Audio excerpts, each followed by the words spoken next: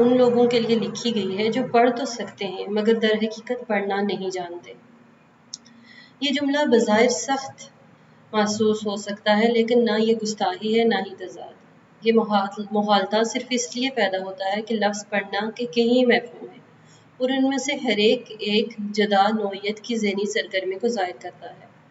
جو شخص اب تک ان سطروں کو پڑھ چکا ہے، ظاہر ہے وہ کسی نہ کسی مفہوم میں پڑھ سکتا ہے، لہٰذا آپ بخوبی سمجھ سکتے ہیں کہ میرا مطلب کیا ہے۔ یہ کتاب ان لوگوں کے لیے ہے جو کسی ایک درجے میں پڑھنے کی صلاحیت رکھتے ہیں مگر دیگر درجات میں نہیں۔ پڑھنے کے کئی قسمیں اور کئی مدارج ہیں، ان سب میں مہارت حاصل کرنا ایک ہی وقت میں ممکن نہیں۔ چنانچہ یہ کہنا تضاد نہیں کہ یہ کتاب ان قارئین کے لیے ہے جو بہترین پڑھنا لکھنا چاہتے ہیں یا اس انداز میں پڑھنا چاہتے ہیں جس انداز میں فی الوقت نہیں پڑھ سکتے۔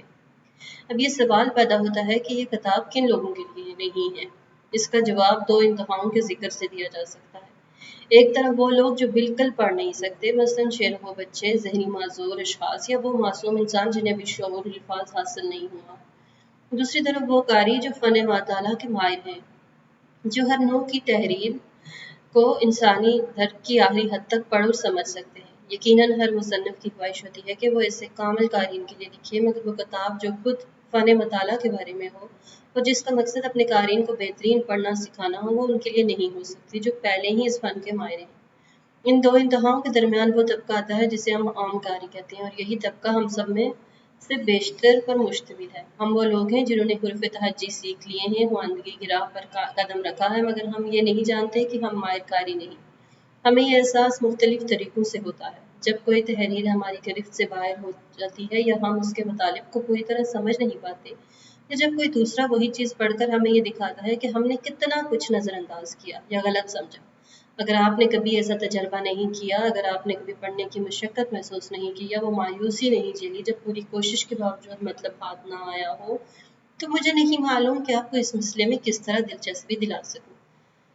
لیکن ہم میں سے زیادہ تر نے کبھی نہ کبھی پڑھنے میں رکاوٹ ضرور محسوس کی ہے، اگرچہ ہمیں یہ علم نہیں کہ ایسا کیوں ہوتا ہے۔ اس کا علاج کیا ہے؟ میرا خیال ہے کہ اصلاح علمی کی وجہ یہ ہے کہ ہم عام طور پر پڑھنے کو ایک سادہ عمل سمجھتے ہیں، حالانکہ دراصل یہ ایک نہایت پیچیدہ ہنر ہے جس کے کئی مراحل ہیں۔ ہر مرحلے میں مشق کے ذریعے مہارت حاصل کی جا سکتی ہے، بالکل اس طرح جیسے موسیقی، مصوری یا کھیل کے کسی فن میں۔ اکثر لوگ تو یہ تک نہیں جانتے کہ پڑھنا بھی ایک فن ہے۔ ہم میں سے ہر ایک فطری عمل سمجھتے ہیں، اسے ایک فطری عمل سمجھتے ہیں، جیسے چلنا یا دیکھنا، حالانکہ ان میں کوئی فن شامل نہیں ہوتا، جبکہ پڑھنا ایک ذہنی محنت ہے۔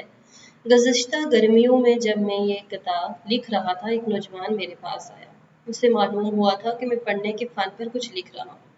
چنانچہ اس نے ظاہرۂ ادب دریافت کیا، کیا آپ مجھے بتا سکتے ہیں کہ میں بہترین پڑھنا کیسے سیکھ سکتا ہوں؟ اسے یقین تھا کہ میں اس سوال کا جواب چند جملوں میں دے دوں گا، گویا پڑھنے کا ہنر کسی نسخہ کیمیا کی طرح فوری طور پر سمجھ میں آ جائے گا۔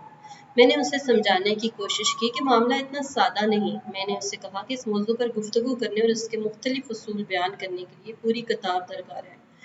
میں نے مثال دی کہ یہ کتاب اسی نوع کی ہے جسے ٹینس کھیلنے پر لکھی جانے والی کتاب ہو۔ ٹینس کے فن پر لکھی کتابیں مختلف ضربوں کے اصول، ان کے استعمال کے اوقات اور انہیں ایک مربوط حکمت عملی میں ترتیب دینے کے طریقے بیان کرتی ہیں۔ بالکل اسی طرح پڑھنے کے فن کے بھی اپنے اصول ہیں، جو ایک مکمل کتاب کے مطالعے کے تمام مراحل پر لاگو ہوتے ہیں۔ وہ نوجوان کچھ حیرت میں پڑ گیا، اگرچہ اسے شک تھا کہ دراصل وہ پڑھنا نہیں جانتا، لیکن ساتھ ہی اسے یہ بھی یقین تھا کہ سیکھنے کے لیے اتنی زیادہ تفصیلات درکار نہیں ہو سکتی۔ وہ موسیقار تھا۔ میں نے اس سے پوچھا، کیا زیادہ تر لوگ جو آوازیں سن سکتے ہیں لازماً کسی صفنی کو سمجھ کر سننے کی صلاحیت رکھتے ہیں؟ اس نے فوراً جواب دیا، بالکل نہیں۔ میں نے اعتراف کیا، میں خود بھی ان میں سے ایک ہوں جو موسیقی کو گہرائی سے نہیں سمجھ پاتے۔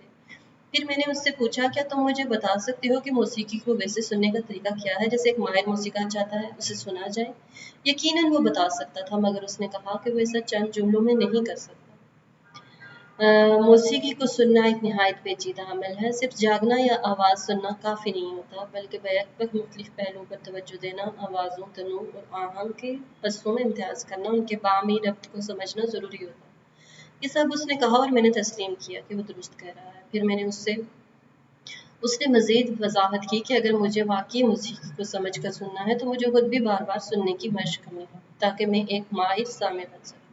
میں نے مسکرا کر کہا، بالکل یہی معاملہ پڑھنے کے ساتھ ہے۔ اگر میں موسیقی سننے کا فن سیکھ سکتا ہوں تو تم کتاب پڑھنے کا فن سیکھ سکتے ہو، مگر اس شرط پہ کہ کسی کتاب کو اچھی طرح پڑھنا بھی ایک مہارت ہے، ایک ہنر ہے جس کے اپنے اصول ہیں جنہیں سیکھنا اور عمل میں لانا پڑتا ہے۔ مسلسل مشق سے اچھی عادات پیدا کی جا سکتی ہے۔ یہ کوئی ناممکن کام نہیں، اس کے لیے صرف سیکھنے کی خواہش اور صبر درکار ہے۔ مجھے معلوم نہیں کہ میرا جواب اسے مکمل طور پر مطمئن کر سکا یا نہیں۔ اگر نہیں تو اس کی وجہ یہ تھی کہ وہ ابھی تک یہ نہیں سمجھ پایا تھا کہ پڑھنا دراصل کسی روح کی سرگرمی ہے، اور اب بھی اسے ایک ایسی سادہ عادت سمجھتا تھا جو ہر کوئی ابتدائی جماعتوں میں سیکھ لیتا ہے۔ شاید یہ وہ ماننے میں ہچکچا رہا تھا کہ کتاب میں پڑھنا سیکھنا اتنا ہی پیچیدہ ہے جتنا موسیقی سننا، ٹینس کھیلنا یا کسی اور فن میں اپنے حواس اور ذہن کو باریکی میں استعمال کرنا۔ مجھے خوف ہے کہ یہی غلط فہمی ہم سب میں کسی نہ کسی حد تک موجود ہے۔ اس لیے میں اس کتاب کے مختلف حصوں میں یہ واضح کروں گا کہ پڑھنا دراصل کسی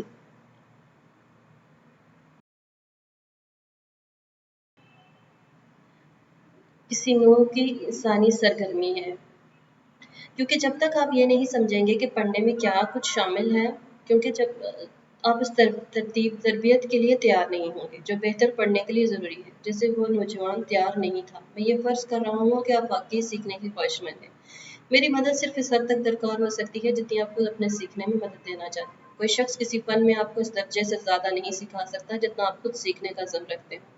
لوگ اکثر یہ کہتے ہیں کہ اگر ہمیں صحیح طرح پڑھنا آ جائے تو ہم ضرور پڑھیں گے۔ حقیقت یہ ہے کہ وہ صحیح طرح پڑھنا سیکھ سکتے ہیں اگر وہ واقعی کوشش کریں، اور کوشش صرف وہی کرتا ہے جو سیکھنے کا سچا خواہش مند ہوتا ہے۔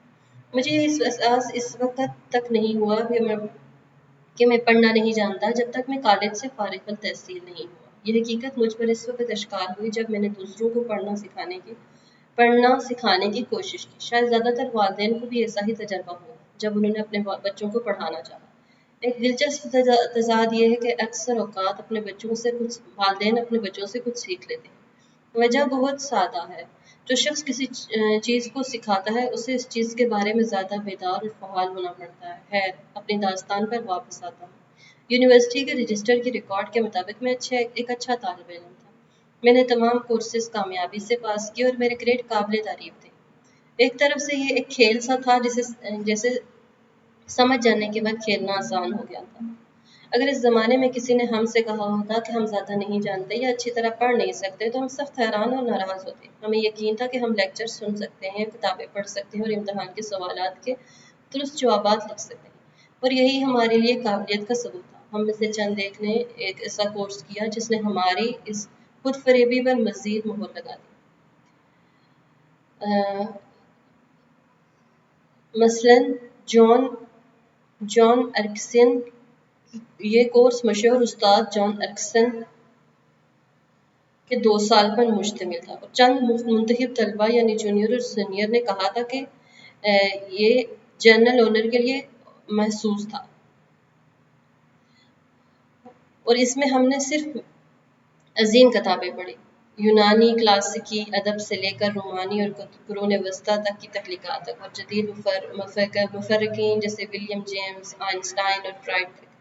کتابیں مختلف علوم سے متعلق تھیں، تاریخ، فلسفہ، سائنس، شاعری اور ناول۔ ہفتے میں ایک شام ہم اپنے اساتذہ کے ساتھ ان کتابوں پر غیر رسمی انداز میں مباحثہ کرتے۔ یہ کورس میرے لیے 2 طرح سے انقلابی ثابت ہوا۔ اول تو یہ کہ اس نے میرے اندر اصلی تعلیم کا ذوق پیدا کیا، وہ تعلیم جو محض یاد کرنے پر نہیں بلکہ سوچنے پر بھی مبنی ہوتی۔ میں نے محسوس کیا کہ میں نے سچ مچ تعلیمی سونا دریافت کر لیا، لیکن مسئلہ یہ تھا کہ میں نے یہ سمجھ لیا کہ اب یہ سونا میرا ذاتی خزانہ ہے۔ میرے پاس عظیم کتابیں تھیں اور مجھے یہ گمان تھا کہ میں پڑھنا جان چکا ہوں۔ دنیا میری مٹھی میں تھی۔ اگر میں گریجویشن کے بعد کاروبار، طب یا قانون کے میدان میں چلا جاتا تو شاید آج بھی اسی خوش فہمی میں مبتلا ہوتا کہ میں ایک عظیم تعلیم یافتہ شخص ہوں جو بہت کچھ پڑھ چکا ہوں، لیکن خوش قسمتی سے قسمت نے مجھے جھنجھوڑ دیا۔